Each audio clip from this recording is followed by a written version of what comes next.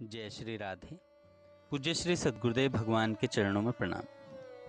गीता वाटिका के पत्र पुष्प। पूज्य श्री बंका जी लिखते हैं, पूज्य श्री पंडित जी महाराज को श्री चरणों में बालक का साष्टांग प्रणाम। श्री राधा अष्टमी महोत्सव से कुछ दिन पहले आपका लिफाफा मिला। परम पूज्य श्री बाबा को आपके पत्र के आने की जानकारी समय पाकर तुरंत दे दी थी। पत्र के आने का संवाद सुनकर बाबा को बड़ा आह्लाद हुआ। वे पत्र को सुनना चाहते थे, पर कभी तो बाबा की अंतर्मुखता और कभी अतिथि गणों से मिलने की व्यस्तता, इन सब प्रकार के कई कारणों से बाबा आपके पत्र को बहुत विलंब से सुन पाए। परसों शुक्रवार को ही मैं उनको पत्र सुना पाया हूँ। संक्षिप्त अथवा विस्तृत होने से पत्र की गरिमा का आकलन नहीं होता, अपितु होता है उसकी भावमयता से। एक पक्ष की भावमयता दूसरे पक्ष को भावान्वित बना ही देती है। आपके सभी पत्रों को बाबा ने बड़े भाव से, बड़े चाव से सुना और उन्होंने आपकी प्रणति का प्रति प्रणति द्वारा अभिनंदन किया। पत्र को सुनकर बाबा ने स्नेह सनी वाणी में कहा, पंडित जी के प्यार की तुलना नहीं हो सकती। फिर कुछ देर बाद बाबा ने कहा, जहाँ तक मेरे स्वास्थ्य का प्रश्न है, यही लिख दीजिएगा कि वह दिन प्रतिदिन ह्रास की ओर है। भिक्षा करने के बाद खांसी प्राय बढ़ जाया करती है। इतना सब होकर भी मैं स्वस्थ हूँ। शरीर का धर्म तो शरीर के साथ है। उन्होंने राधाष्टमी महोत्सव के संबंध में पूछा है, उसका समाचार तो आप लिख ही देंगे। बाबा के लिए भाद्र मास एक अनोखा भाव उद्वेलन लिए हुए प्रत्येक वर्ष ही आता है। वर्ष का प्रत्येक मास किसी न किसी भगवत लीला से संबंधित होने के कारण उद्दीपन का कार्य करता है, पर भाद्र मास तो बाबा की भावनाओं को विशेष प्रकार से उद्दीपित कर देता है। बाबा का भाव राज्य और भाव राज्य की मधुर लीलाएं वस्तुतः अद्भुत हैं। कृष्ण पक्ष में श्री कृष्ण जन्मोत्सव तथा शुक्ल पक्ष में श्री राधा जन्मोत्सव के कारण भाद्र मास का विशेष महत्व है। कृष्ण पक्ष में श्री कृष्ण जन्मोत्सव नंदगांव में मनाया जाता है, पर श्री नंदराय जी नहीं मनाते। बरसाने से श्री वृषभानु जी अपने समस्त स्वजनों के साथ पक्ष के आरंभ में ही नंदगांव पधारते हैं तथा अकल्पनीय उत्साह के साथ संपूर्ण पक्ष श्री कृष्ण जन्मोत्सव का आयोजन और संचालन करते हैं। इसी प्रकार शुक्ल पक्ष के आरंभ में श्री नंदराय जी सकल परिवार परिजन परिकर सहित बरसाना से पधारते हैं और श्री राधा जन्मोत्सव इसी प्रकार शुक्ल पक्ष के आरंभ में श्री नंदराय जी सकल परिवार परिजन परिकर सहित बरसाने पधारते हैं और श्री राधा जन्मोत्सव संपूर्ण पक्ष अचिंत्य उमंग के साथ मनाते हैं। प्रीति की रीति विचित्र है, तभी तो नंदगांव में और बरसाने में श्री नंदराय जी और श्री वृषभानु जी परस्पर में एक दूसरे को सुख दान की भावना और क्रिया में होड़ सी लगी रहती है। इस वर्ष श्री राधा अष्टमी महोत्सव पर सत्संग सुधा पत्रिका का जो विशेष परिपत्र छपा है, उसमें इसी बात की एक अति संक्षिप्त झलक है कि श्री राधा जन्मोत्सव बरसाने में किस प्रकार मनाया जाता है। यह बाबा की लीला राज्य की एक विशिष्ट लीला है। बात है 1957 की। तब बाबा राजस्थान के रतनगढ़ नगर में थे और रतनगढ़ में ही श्री राधा अष्टमी महोत्सव मनाया गया था। यह राधा अष्टमी रविवार को पड़ी थी। हम साधारण जीवों पर रविवार तो इस सूर्योदय से आरंभ होकर अगले सूर्योदय के साथ साथ समाप्त हो गया, पर बाबा के लिए तो यह रविवार 3 महीने तक बना रहा। हम लोगों का रविवारीय सूर्योदय सोमवारीय सूर्योदय में परिणत हो गया, पर बाबा के उस रविवारीय सूर्योदय का 3 महीने तक सूर्यास्त आया ही नहीं। लौकिक दृष्टि से बाबा इस लोक में ही रहे और उनके शरीर के कार्य यंत्रवत होते रहे, पर वे इस शरीर में थे ही नहीं। वे तो वस्तुतः 3 महीने तक श्री राधा जन्मोत्सव की दिव्य लीलाओं में लहराते रहे। श्री रामचरितमानस में गोस्वामी श्री तुलसीदास जी ने लिखा है कि भगवान श्री रामचंद्र जी के प्राकट्य के समय मास दिवस कर दिवस भा मरम न जाने कोई, पर यहाँ तो 3 महीने का एक दिवस हो गया उस त्रिमासीय रविवार को बाबा ने जैसा श्री राधा जन्मोत्सव देखा, उसी की झीनी सी झलक इस पत्र में है, जो किशोरी का स्वप्न विलास शीर्षक से छपा है। कई वर्ष पहले इस लीला की शाब्दिक अभिव्यक्ति चंपू काव्य की शैली में बाबा द्वारा हुई थी। उसी का यह अनुवाद है, गद्य अनुवाद है। भाद्र शुक्ल चतुर्थी को मुद्रित परिपत्र की एक प्रति बाबा के अवलोकनार्थ दी गई। उसका एक अंश पढ़कर बाबा को सुनाया गया, पर बाबा यहाँ हो तब न सुने। ब्रह्म मुहूर्त की बेला से ही बाबा की वृत्ति इस जगत को छोड़कर उस भावराज्य में विहरण कर रही है। परिपत्र को सुनकर भी बाबा न सुन पा रहे हैं और न समझ पा रहे हैं।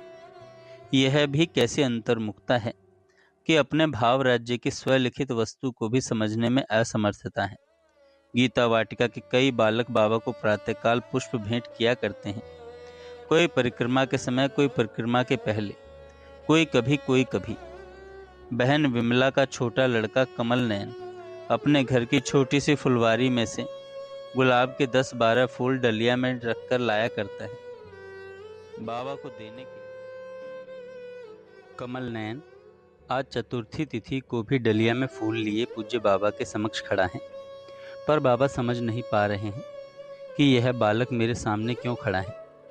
उस छोटे से बालक का धैर्य भी सराहनीय है कि चुपचाप बहुत देर तक डलिया लिए बाबा के सामने खड़ा रहा।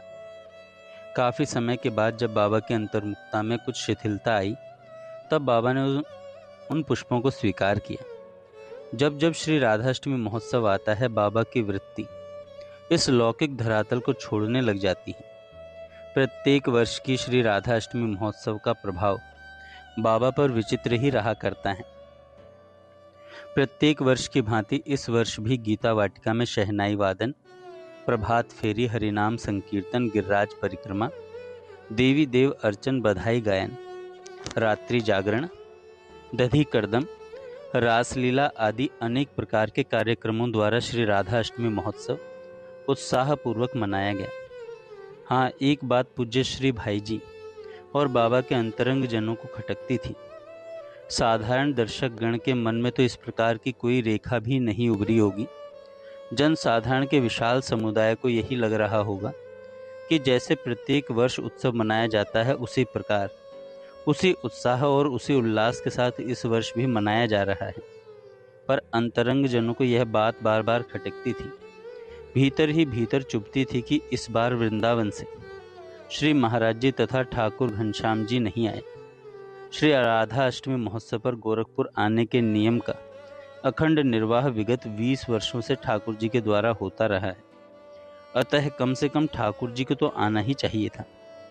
पर श्री यमुना जी के बाढ़ का प्रकोप इतना भीषण था कि वृंदावन से गोरखपुर के लिए प्रस्थान करने के सारे प्रयास विफल हो गए।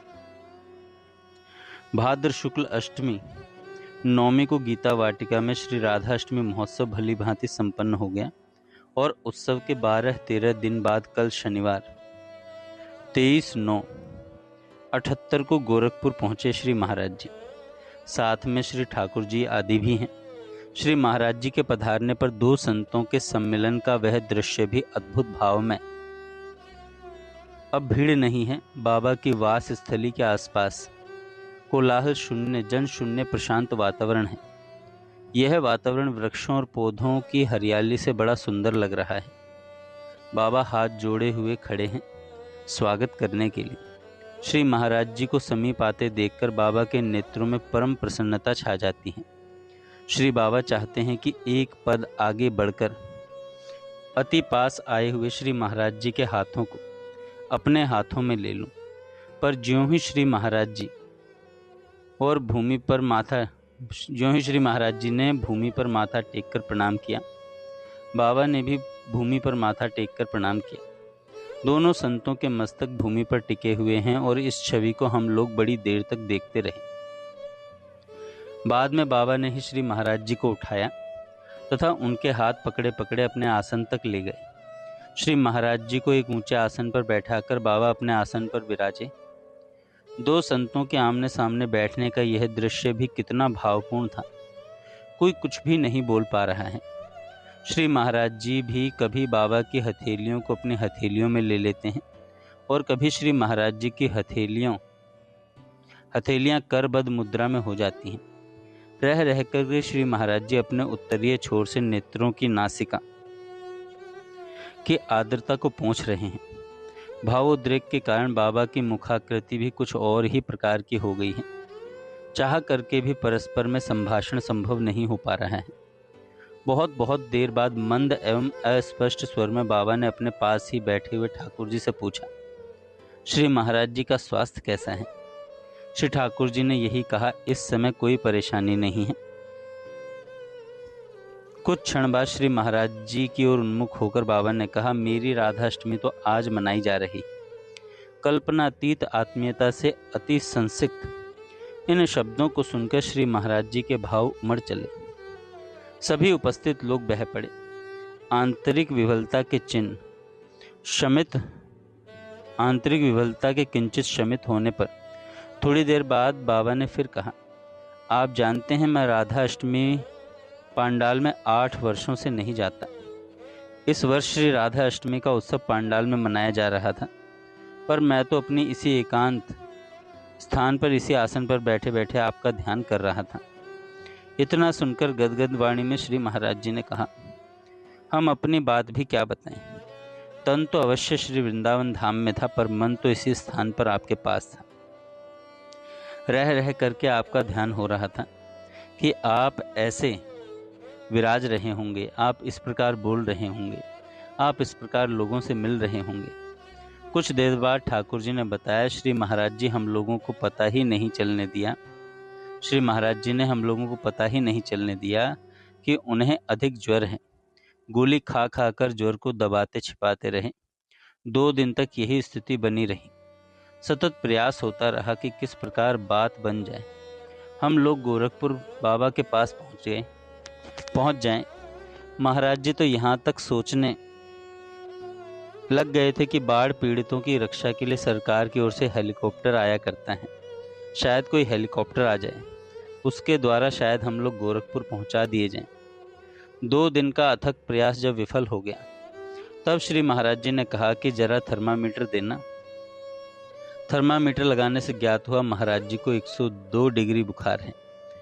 इस वर्णन ने तो सभी की विभोरता बढ़ा दी। चित्त के सुस्थिर होने पर श्री महाराज जी ने बाबा को आजानुलंबित माला पहनाई। प्रसादी फूलों से बाबा के मस्तक पर वर्षा की।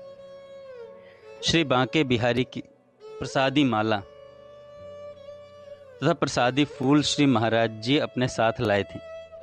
फिर श्री ठाकुर जी ने प्रसादी माला पहनाई।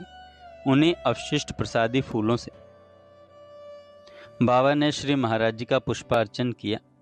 ठाकुर जी ने बाबा को प्रसादी पान दिया। थोड़ी देर बाद बाबा ने श्री महाराज जी से निवास कुटीर में पधारने के लिए अनुरोध किया। बाबा स्वयं ही निवास कुटीर तक श्री महाराज जी को पहुंचाने गए। हाथ में हाथ लिए मार्ग में श्री राधा किशोरी के दिव्य भावों की भी चर्चा करते जा रहे थे। निवास कुटीर की विश्राम शैया तक पहुंचा करके ही बाबा वापस लौटे। अपने स्थान पर वापस लौटकर आसन पर बैठते बैठते बाबा कहने लगे, श्री महाराज जी तो प्रेम की मूर्ति हैं। उनके पधारने से आनंद का सागर उमड़ने लगा। जब तक श्री महाराज जी यहाँ रहेंगे तब तक यह सागर उमड़ता ही रहेगा। तो क्या इसका अर्थ यह है कि अब तक मेरे आनंद का सागर नहीं उमड़ रहा था? वह उमड़ रहा था भीतर ही भीतर। जिस प्रकार पूनम के